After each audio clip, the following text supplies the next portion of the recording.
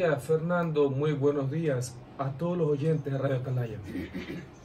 Efectivamente, el pueblo demanda, exige con justicia, con razón, que la Asamblea se ponga del lado de ellos y que trate de resolver sus problemas. Nosotros hemos sido elegidos para legislar y para fiscalizar. En nuestro caso, los legisladores del Partido Social Cristiano y María Guerrero hemos dado muestras de siempre estar sensibles ante esa demanda, que sabemos trabajar, que sabemos hacer convergencia, que no somos sectarios y que sabemos cumplir nuestros compromisos. Esperemos que la semana que viene se logre finiquitar este asunto de la conformación de las comisiones, que debe ser por un tema de vocación, de preparación, de capacidad y de probidad, no un simple reparto de troncha. En el caso que nos ocupa, que ha llamado la atención y que el oficialismo parece ser que le ha fastidiado, ¿quién puede poner en duda de los arrestos, de la experiencia y la inteligencia del doctor Vicente Tallano al frente de la Comisión de los Derechos de los Trabajadores en momentos sumamente importantes para el país, en que debemos ir a una reforma laboral que propenda no solamente a generar el empleo desde el punto de vista de la iniciativa privada, que es la llamada a crear riqueza y empleo, sino que los que tienen empleo tampoco lo pierdan.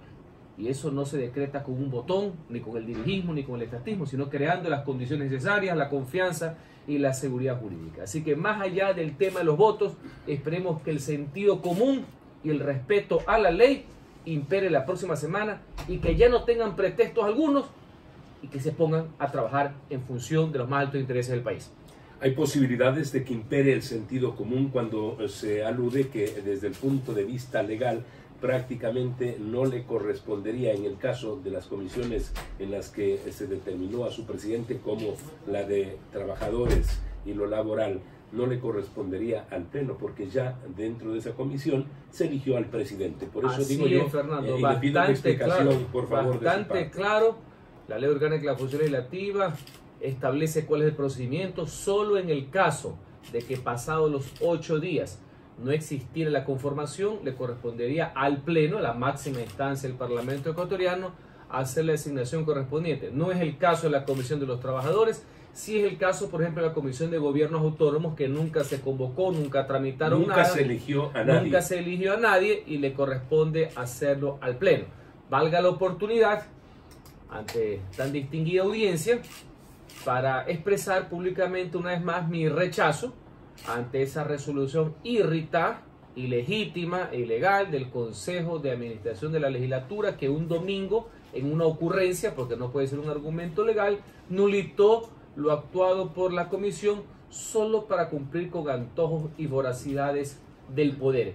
El Consejo de Administración de la Legislatura no tiene competencia, facultad o atribución alguna para revisar lo actuado por las comisiones, sentando un pésimo precedente. Hoy día es una designación, mañana va a ser un informe de una ley, etc. Así que el CAL que vaya ubicándose bien. La doctora Cristina Reyes tuvo una actitud noble, como le caracteriza, poniendo los puntos sobre las sillas, porque el CAL no es un congresillo. Así que vamos ubicándonos. Reitero, lo que quiere la gente son soluciones a sus problemas. Que se terminen de conformar, esperemos y aspiramos que sea de conformidad con la ley del sentido común, y pongámonos a trabajar. Usted hablaba del tema laboral, que es el número uno, el prioritario, el fundamental para el Ecuador, para los ecuatorianos, especialmente para los desocupados. Estamos hablando de 5 millones de personas que no tienen un trabajo formal. Prácticamente debemos decir que la informalidad termina siendo desocupación. De tal forma que en este país en el que hay que preocuparse por ellos, por los que no tienen trabajo, resulta que se abre un debate desde el ángulo de los sindicalistas. Y ellos dicen que preocupados por aquellos que no tienen trabajo, porque no hay que preocuparse por los que ya tienen trabajo. Entonces no están de acuerdo con esta modernización o flexibilización de las leyes. Entendamos que el que no tiene trabajo es por él por el que hay que buscar una alternativa, pero se hace difícil en el sentido común entender esto, asambleísta. Hay que preocuparse por todos, por los decenas y decenas de miles de personas jóvenes que se gradúan de bachilleres y no tienen oportunidades, de los graduados también en las universidades que no las tienen, y de las personas que tienen miedo a perder el trabajo que se tiene, fundamentalmente en el sector privado. A veces llama mucho la atención y es lamentable ver noticias de separaciones a veces en el sector público. Y no estoy hablando de ese estado obeso que criticamos sin fundamento, que vive a costillas y lo demás, sino de gente que obviamente tiene una vocación por el servicio público. Y todos los empleos que se pierden por miles en el día a día en la iniciativa privada, en la empresa privada pequeña, mediana y grande, ellos no cuentan. Así que tenemos que preocuparnos por todo. Y para eso se necesita una legislación moderna, ágil, que acompañe, no que castigue, que facilite, no que asfixie, a que esos emprendedores, que el día de mañana son los empresarios finalmente, que esas iniciativas, esas ideas, esa creatividad no sea vulnerada, sino que sea apoyada. Entonces tenemos un marco legal, nosotros lo hemos reiterado inclusive desde la campaña presidencial, la que nos llevó a esta segunda legislatura, a respetar todo tipo de marco laboral, nuevos formatos, etcétera, que no constituya, obviamente, una vulneración del derecho del trabajo. Le voy a poner un ejemplo.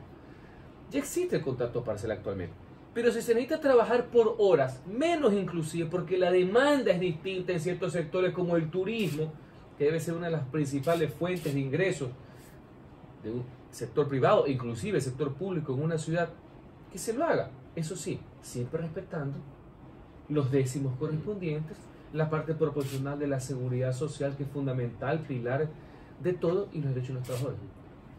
¿Qué impide una cosa y la otra? ¿Por qué llegamos a ese sectarismo en que el sindicalismo dice el todo nada, o también, no el empresario consciente, sino el empresario que también piensa en el todo nada? Sí se puede hacer, sí podemos actuar con frialdad en ese sentido, y nosotros, el bloque legislador del Partido Secretario María Guerrero, estamos dispuestos a unar esfuerzos en esa línea. Ese es el gran acuerdo que quiere la gente, el acuerdo a favor de ellos, no a favor de los políticos. Nadie tiene la verdad absoluta, Fernando.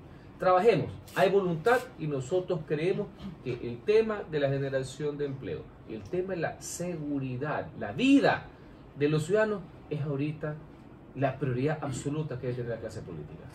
Sin conculcar derechos adquiridos que son inalienables de los trabajadores, y eso está claro, que no les van a quitar ni los décimos ni ninguna de las canonjías.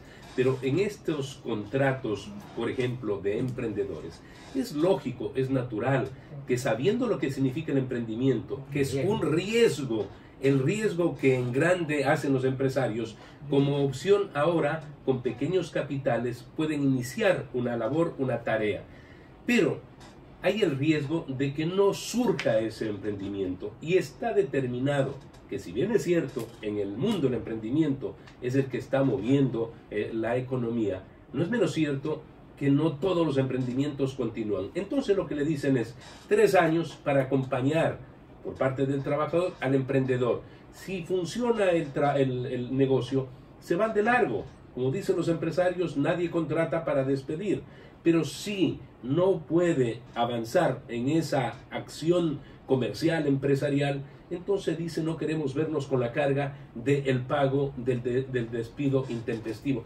Eso es lógico, pero cuando usted dice converjamos todos en la construcción de algo lógico, natural, de sentido común para salvar los problemas, tiene que ser tratado de esta manera, pero no con esa carga ideológica y enemistad de empresario-trabajador.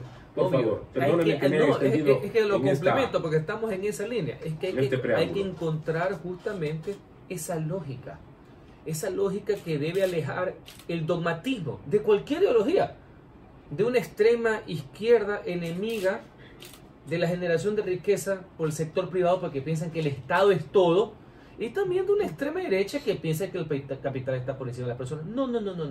Esto es la economía del sentido común, mi querido Fernando. Se puede respetar y se puede crear riqueza. Muchos hablan de la redistribución, no solamente que primero hay que tener para redistribuir, pero en el siglo XXI lo más importante es la redistribución de la capacidad creativa. Esa idea que después genera bienestar. ¿Cómo? A través de empleo, porque donde no había, pasa a haber una actividad comercial, económica, industrial. Y el Estado, que es el mayor beneficiario, porque usted sabe cuál es el peor impuesto. El que no se cobra porque no existe. Necesitamos que haya más gente que prospere, más gente que mejore su calidad de vida, más gente que genere riqueza, para que el Estado también, en lo correspondiente, pueda ser copartícipe de eso. Porque si no, no hay ingresos. Si no hay ingresos, tampoco habría impuestos. Y si no hay impuestos justos, razonables, no hay desarrollo, no hay salud, no hay educación, no hay seguridad.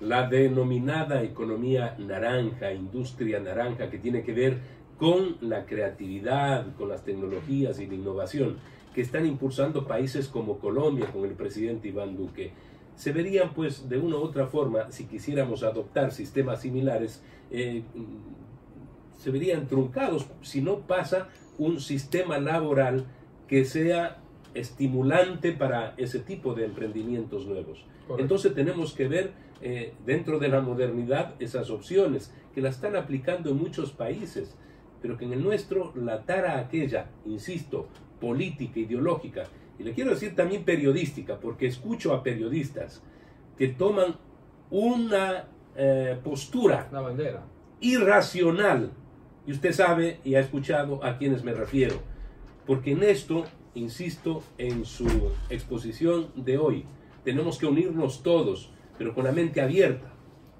De lo contrario, ¿qué es lo que queremos? Retornar al pasado, aquel pasado en el que, para el que pensaba que todo está bien, ahora nos damos cuenta que todo estuvo mal. Bueno, algunos nos dimos cuenta desde el inicio que todo iba a ir muy mal. Así es. La ciudadanía demanda oportunidades, no dádivas. La ciudadanía exige que sus autoridades, que han sido elegidas a través de voto popular, no impongan sus creencias, sino que se pongan a creer lo que necesita la gente.